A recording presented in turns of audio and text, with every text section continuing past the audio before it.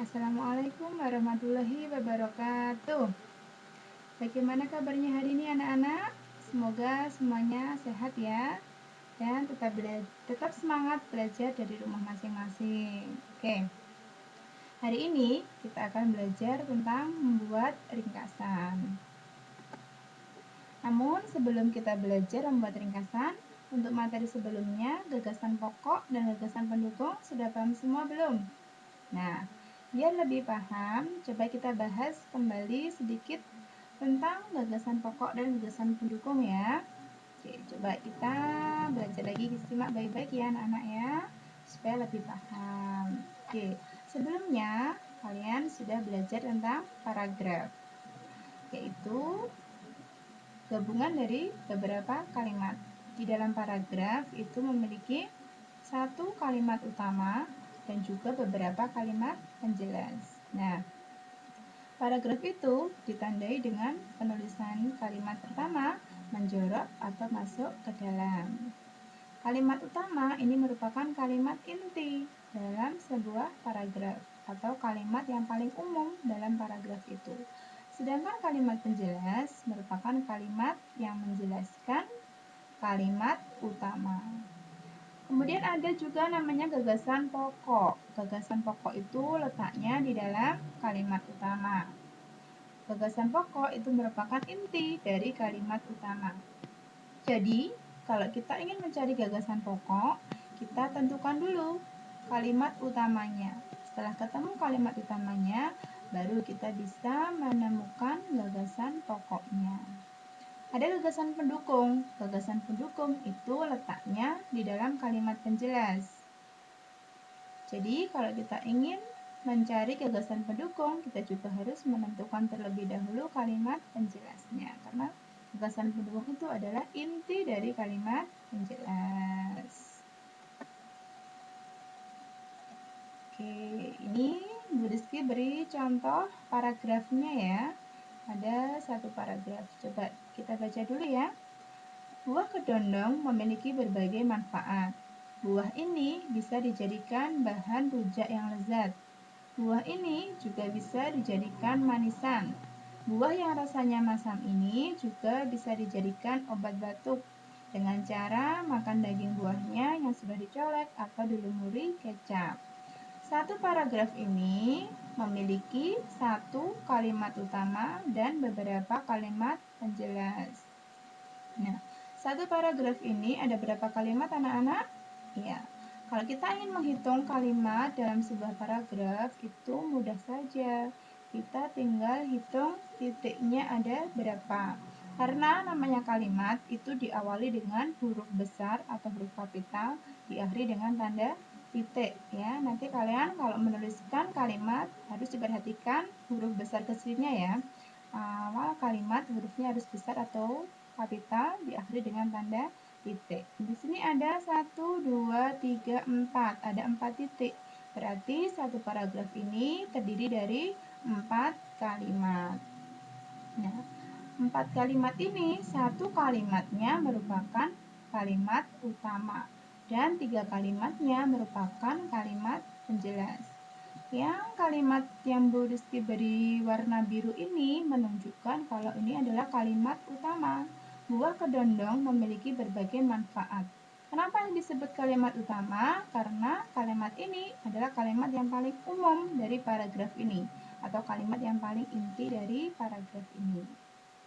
Kemudian setelah kita bisa mengetahui kalimat utamanya, letaknya di awal paragraf, kita bisa juga menentukan jenis paragraf ini, termasuk jenis paragraf deduktif, yaitu paragraf yang kalimat utamanya terletak di awal kalimat seperti ini.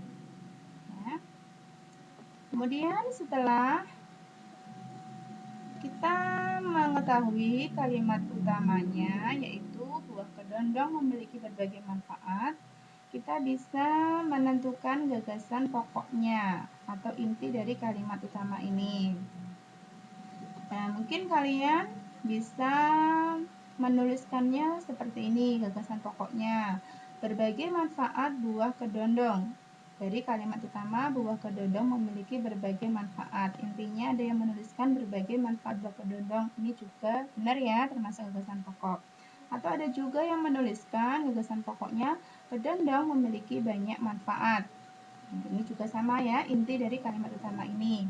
Atau juga ada yang menuliskan khasiat buah kedondong. Ini juga sama, inti dari kalimat utamanya ini. Jadi anak-anak, gagasan pokok itu tidak bisa sama persis antara satu dengan yang lainnya ya. Karena gagasan pokok itu adalah inti dari kalimat utama ini. Jadi kita yang menuliskannya dengan kalimat kita sendiri, gagasan pokoknya apa. Tapi kalau kalimat utama itu adalah satu kalimat utuh dari awal hurufnya besar sampai tanda titik. Ini namanya kalimat utama. Intinya namanya gagasan pokok. Oke. Kemudian yang kedua adalah gagasan pendukung ya, yaitu yang letaknya di dalam kalimat penjelas. Nah, setelah tadi kita menemukan kalimat utama, otomatis kalimat setelahnya kalimat utama itu adalah kalimat penjelas atau kalimat yang menjelaskan kalimat utama. Ada 3 kalimat penjelas, berarti kita juga bisa menentukan ada 3 gagasan pendukung dari 3 kalimat penjelas ini. Ini ya, bisa kalian baca sendiri. Nah, sampai di sini semoga kalian lebih paham ya kalimat penjelas, kalimat utama, gagasan pokok, dan gagasan pendukungnya. Semoga lebih paham lagi dan bisa ya.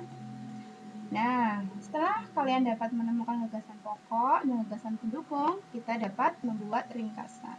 Yang namanya ringkasan berarti singkat ya anak-anak atau pendek. Ringkas itu singkat atau pendek. Berarti ringkasan itu adalah penyajian karangan atau teks yang panjang dalam bentuk singkat. Jadi, paragraf tadi, karangan yang bentuknya panjang tadi, bisa kita ubah atau kita ringkas dalam bentuk yang singkat. Ini caranya untuk membuat ringkasan. Ada 4 hal yang harus kalian lakukan. Yang pertama, kalian harus membaca teksnya dengan sama secara berulang. Yang kedua, kalian tentukan gagasan pokok dan gagasan pendukungnya. Setelah ketemu, kalian gabungkan gagasan pokok dan gagasan pendukungnya dengan kalimat baru, kalimat buat kalian sendiri. Yang terakhir, ingat, saat membuat ringkasan, urutan harus tetap sesuai dengan teks asli yang kita buat ringkasannya. Nah, langsung saja beri contohnya. Ini ada satu paragraf, ada 3 kalimat. Nah, ada 3 kalimat. Hari Sabtu ini SD Bangsa akan mengadakan acara pentas seni dan budaya. Masing-masing siswa diharapkan menampilkan sebuah pertunjukan dari daerah asalnya. Seluruh siswa juga diperbolehkan menunjukkan ciri khas daerah asalnya seperti pakaian tradisional, tarian tradisional, atau nyanyian daerah. Setelah kita baca seperti ini, kita tentukan gagasan pokoknya dan gagasan pendukungnya. Ini ya, dari kalimat utama yang ada di awal ini, hari Sabtu ini SD Bangsa akan mengadakan acara pentas budaya. Kita tentukan gagasan pokoknya atau intinya yaitu SD Bangsa akan mengadakan pentas seni dan budaya. Nah, kemudian 2 kalimat penjelas ini ketemu gagasan pendukungnya yaitu setiap siswa akan menampilkan pertunjukan asal daerahnya. Yang kedua, pertunjukan yang ditampilkan adalah pakaian, tarian, atau nyanyian daerah.